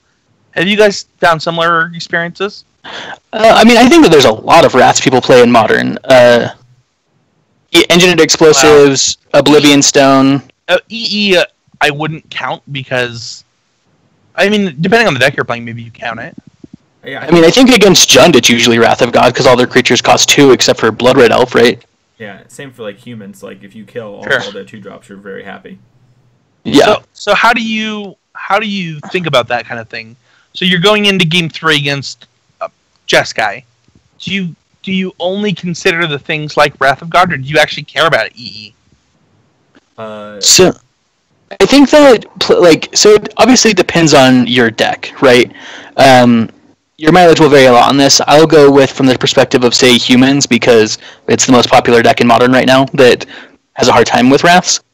I think that if you were playing against Jeskai and you weren't sure what to name with your Meddling Mage, for example, I would probably be thinking mostly about Supreme Verdict because they're either going to play 1/1/1 or they're going to play like 2 Verdict, 1 Wrath, something like that.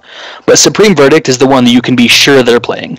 If they're playing any Wraths, one of them will be a Supreme Verdict, and that's your safest bet. Yeah, against blue-white decks and Jeskai decks specifically. Yeah, I agree. Yeah, I would think like Supreme Verdict, Wrath, then EE. I think that I think that the thing you have to think about is, are they playing Gifts Ungiven? That's the first one I want to think about. Well, maybe not the first one. It's one of the things I want to think about. Are they playing enough colors that EE is reasonable? And then like, could they reasonably be playing a Wrath sideboard in their deck? Is the other thing in Modern, because whether it's Fire Spout or Kozilek's Return, or Supreme Verdict or Damnation, that's a card that they have access to. You need to think about it. When we go into Legacy, I actually think it narrows it down quite a bit. Because I think that outside of Terminus and Supreme Verdict, the only other things you need to think about are, what's the green-black 3-mana enchantment? Pernicious Deed? Yep. Toxic Deluge as well, but... Toxic Deluge. The mono-red, Stacks deck is gaining popularity, and that deck plays Kozilek's Return. Yeah, so I was going to say, you have the white decks playing Terminus and Supreme Verdict, and then you have the black decks. Toxic Deluge is my favorite one. That's the one that I play the most. I've played Pernicious Deed myself. I know that we have Kozilek's Return, and then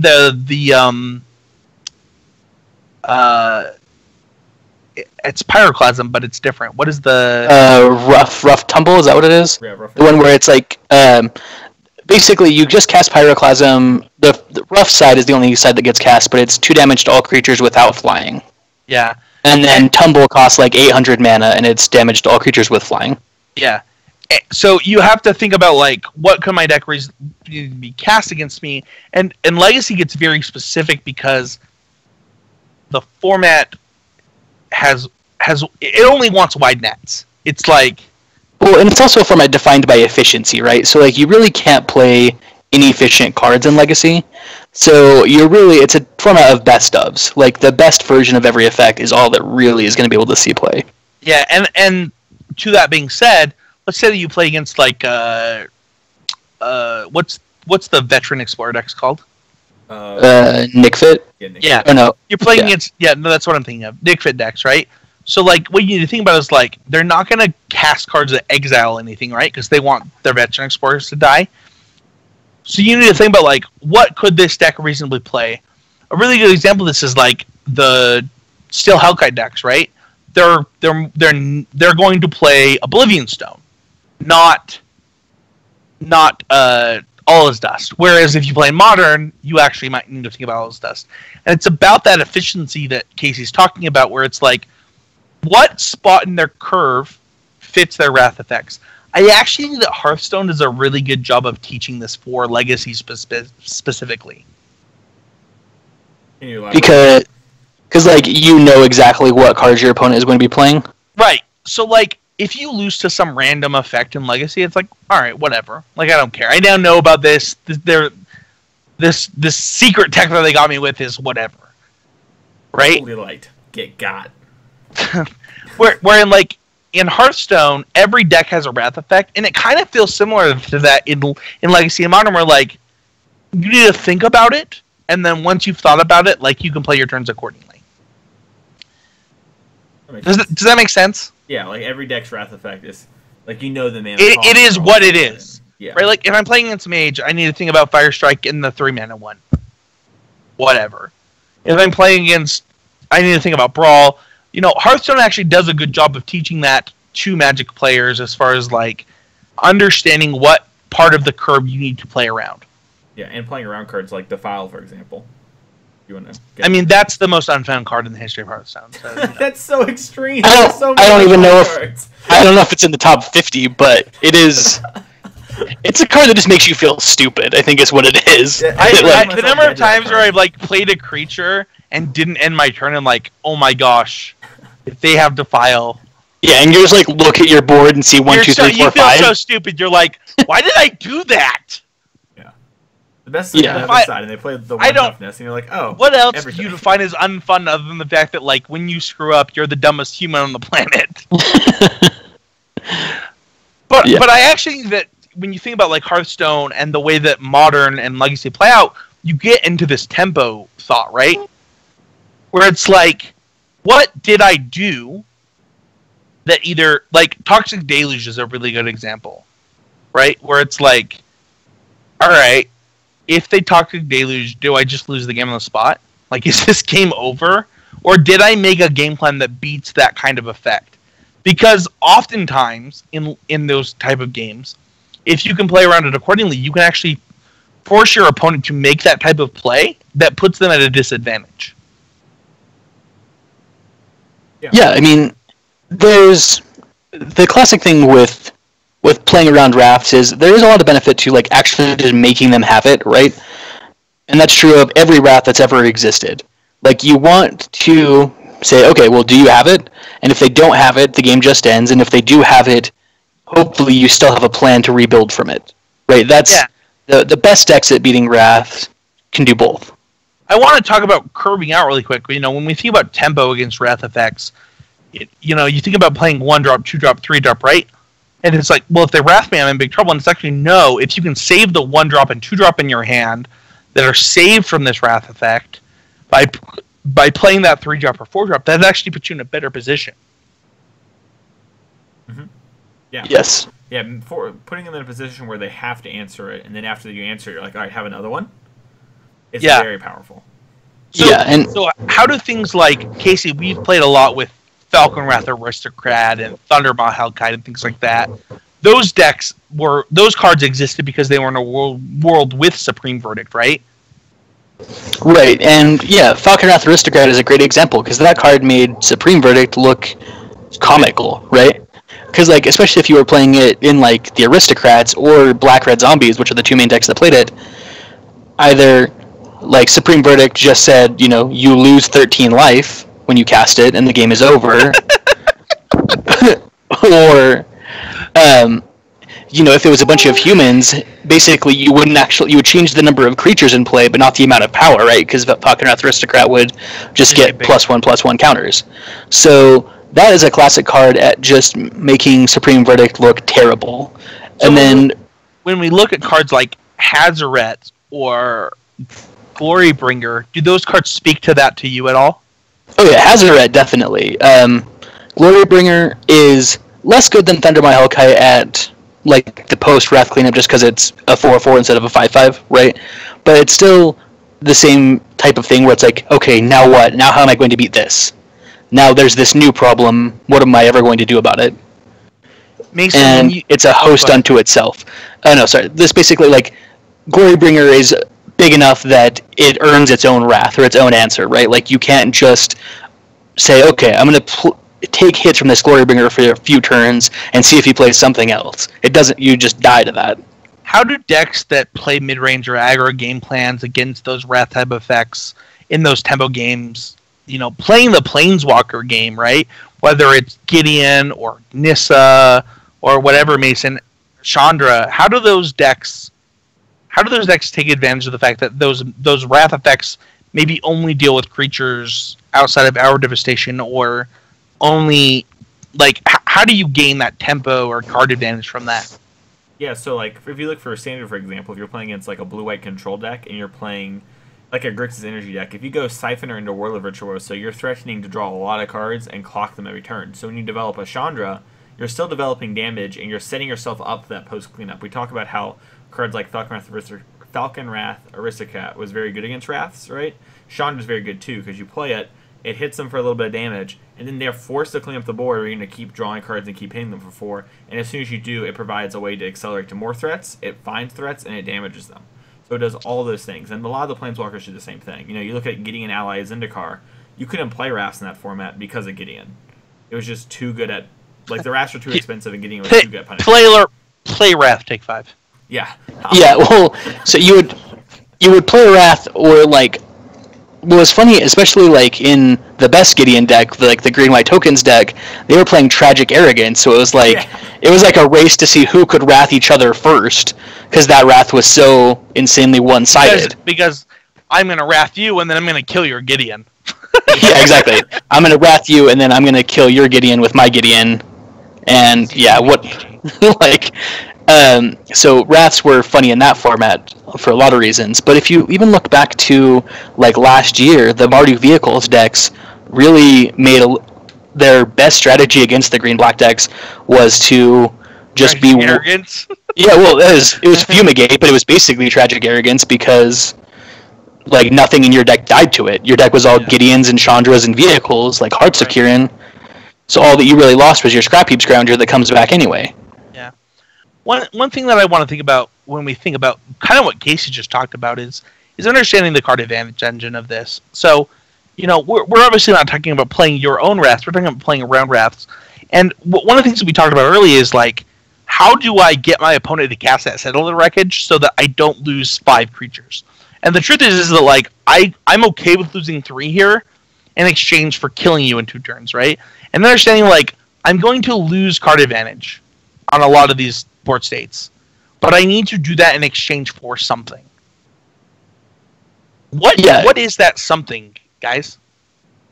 Well, a lot of times it's just damage, right? Like that's the most important thing is, I'm going to play into the Wrath and I'm going to lose creatures, but if immediately after that Wrath comes down, I can just play a Hazoret and kill them on the next turn. It really doesn't matter how many creatures are in my graveyard, right? Like, we're not going to tally those up at the end of the game to see who really won, because it's just who matters who actually dies first. Yeah, it's like, I 4-for-1'd you. All right, well, you're at 0. Doesn't really matter. Yeah, like, you don't collect any extra prize money at the end of the tournament for getting the most 3-for-1s, right? Right. Yeah. So, how do you simulate card advantage with that?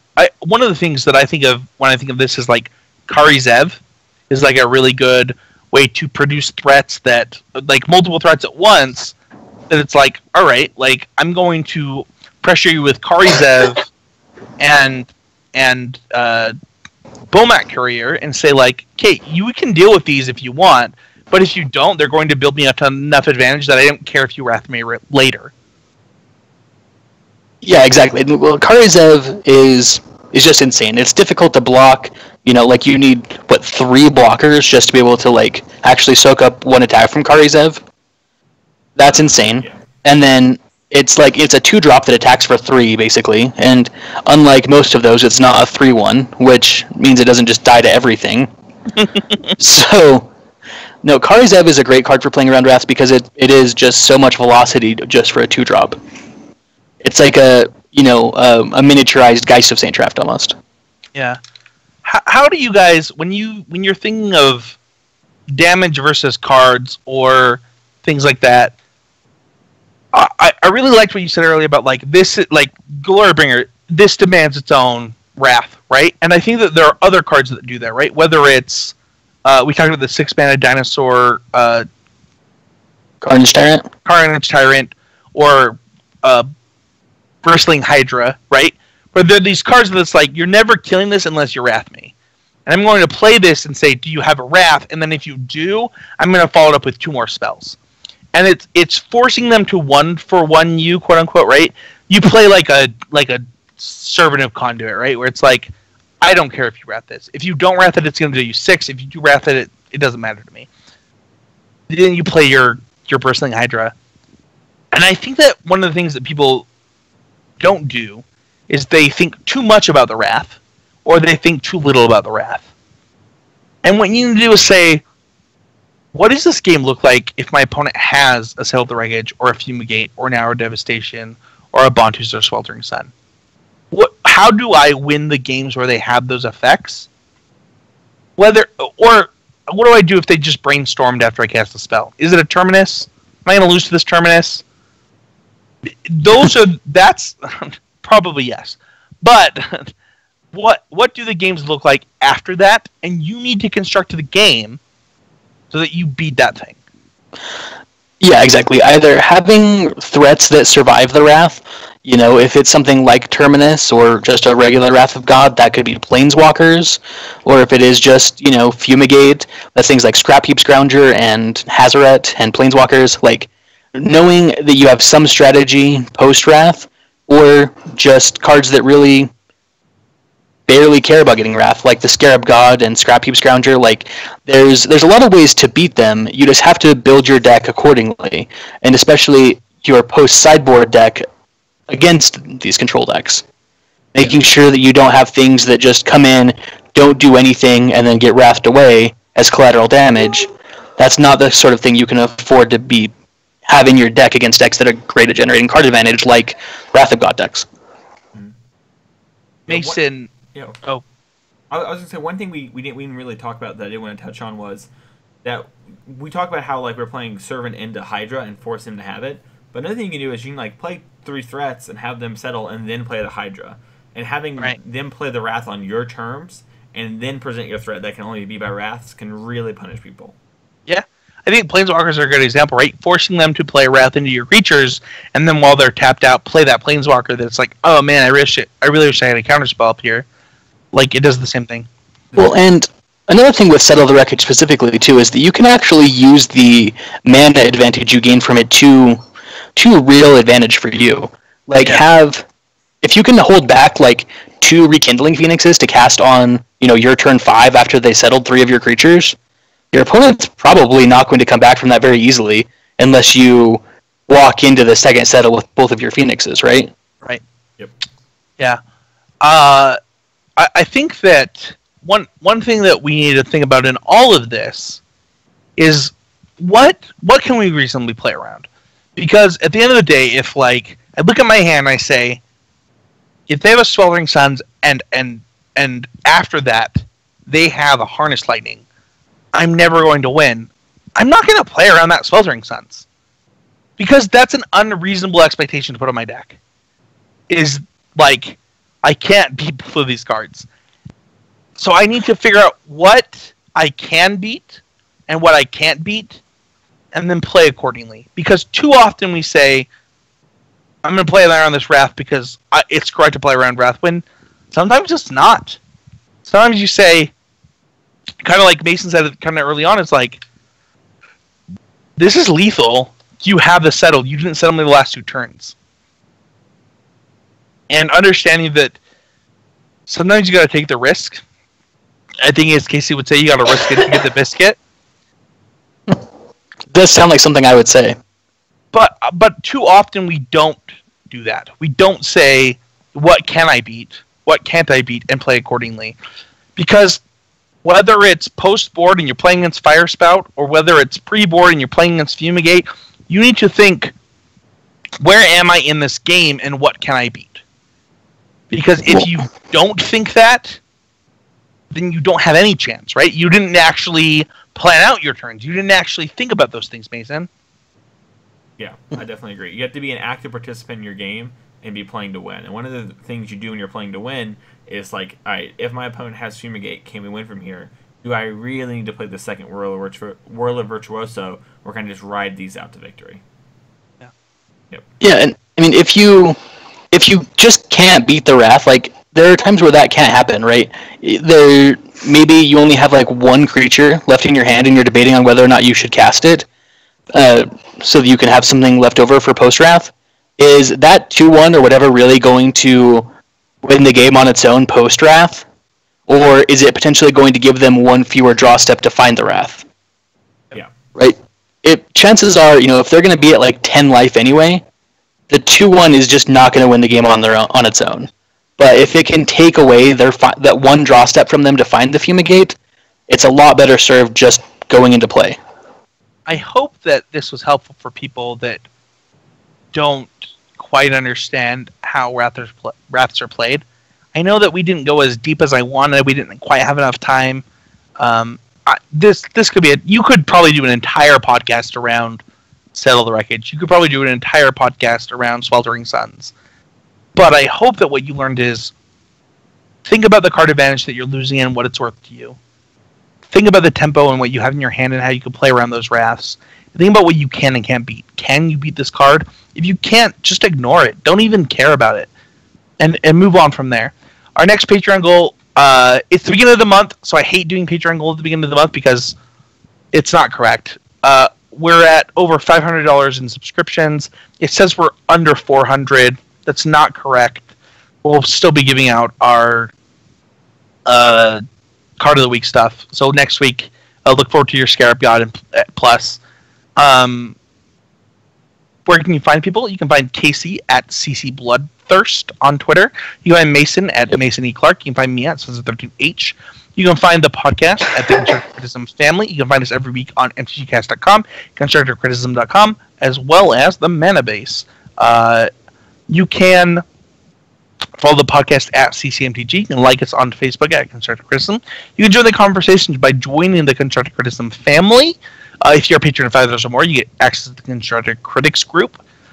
You can also join the Discord, where it went up and then it went down again. I'd love to get people back into the Discord, talking, playing games. Magic is a ebb and flow game. I'd love to get the Discord active again. You can join the clan by messaging me at Spencer13Dev or Quentin at Urstrep, that's URTHSTYRPE. You can join the conversation by tweeting at us with hashtag Would That Be Good. Hashtag Would That Be Good is our Twitter outreach program. If you tweet it, Mason will read it. And that starts with Andrew Elliott on March 27th. Andrew tweets, better believe I'm going to keep listening, though. Won't be gone forever. Besides, I got a following to appease. Lol. Hashtag Would That Be Good. Andrew was gonna quit Magic, but then he decided something changed, and now he's not. So this tweet is just fake news, and I think he just wanted to be on hashtag Would That Be Good. He's always on hashtag Would That Be Good, but also I just want to say that my Star Wars reference was spot on. Is that the You're My Last Hope or something like that? Which one was it? Oh, The Force Will Be With You. Get out! You can't sit with us. It's 6 days ago. All right. Why would I use that reference? I don't understand. I don't know why people like Star Wars as much as they do, so I don't know why you just that reference. Ooh, you should shut your mouth right now. Then Vasco tweets hashtag Would That Be Good, and he is referring to my tweet where I talked about how I played Hollow One at a local tournament. All my opponents said the same thing of, oh, that deck just pops off, huh? I went, yeah. Then I beat them game 2, and then they said, oh, I can never play that deck. And that was my interaction with all my opponents. I do think that your opponent's reaction to your deck is not the greatest. So here's the thing about Hollow One. We talked about this on our break a little bit, but it is you are not entirely in control of your own fate.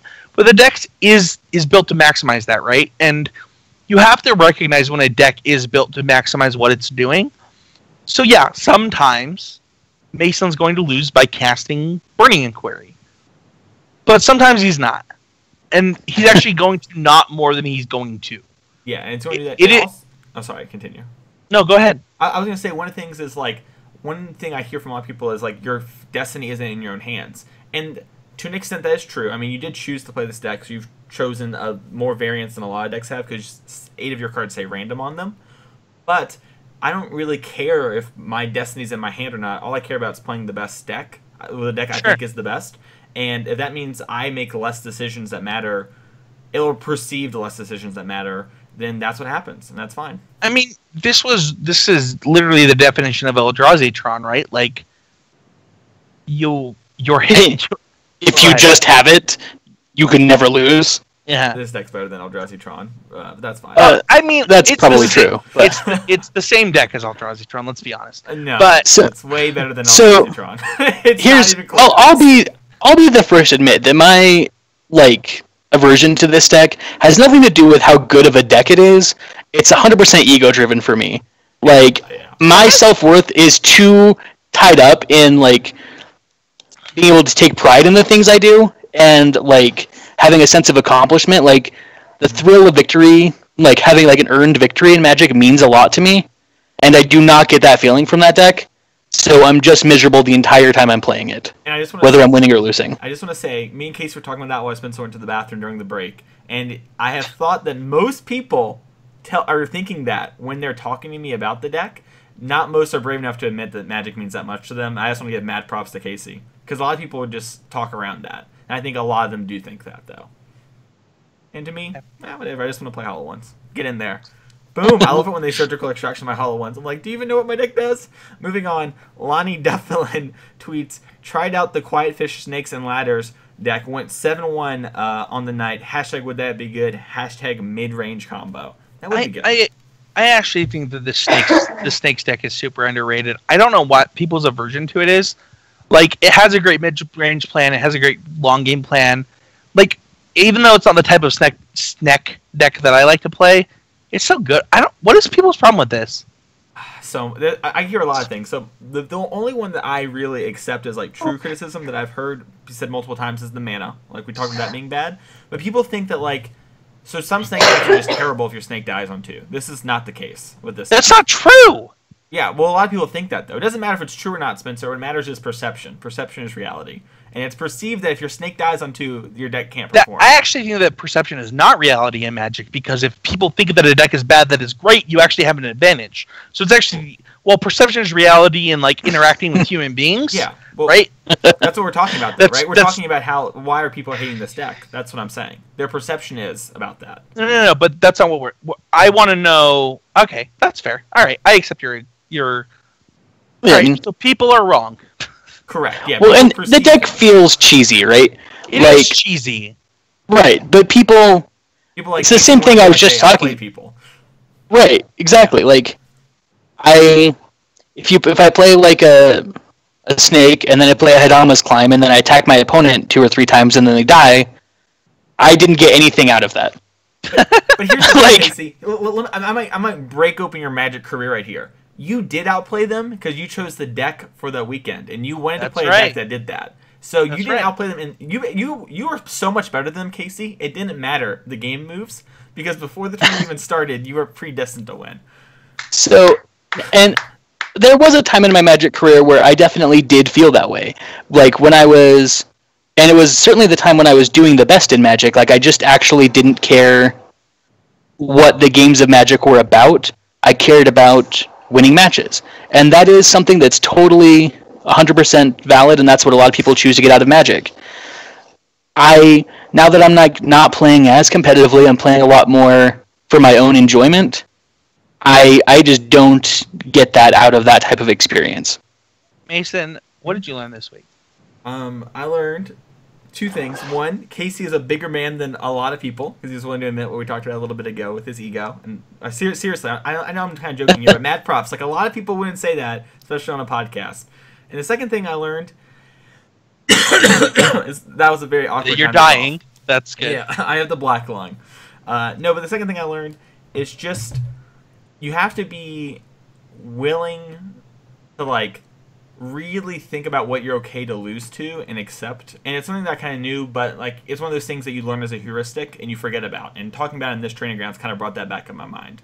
Like, accepting the cards I'm willing to lose to and the cards I have to play around to not lose, etc. From the Wrath part. Yeah, for me this week, I really learned that sometimes I overvalue things like my haste creatures, because if I can maximize my damage before my haste creature, like, I overvalue playing around a Wrath, and I need to really reconsider that. That's what I learned. Well, I just learned that Mason knows the word heuristic, which I would have. You never thought a 13-year-old would know? Do me like I but I know words. I would I never can't spell, but I know words. That's a T-shirt. Let's print it. You could have given me 10-1, and I would never have guessed that. So good on Mason. And I also, I don't know, I learned, it's definitely like just getting, one of the best things about podcasting is just kind of like picking each other's brains, right? Because like there's things that we all have like an implied understanding on, but just getting kind of like people's point of view on Wraths, even though like we mostly came to the same conclusions, I think that our ways of getting there were a lot different, and they can be valuable in different contexts. So just kind of the whole discussion was valuable. Yeah, thank you everybody so much for listening. Don't forget to check out Oasis Games and Fusion Gaming, the sponsor of the Mana Base, our other sponsor. And we'll see you guys all next week with another exciting episode of Constructive Criticism. I'll be for Derek Chair.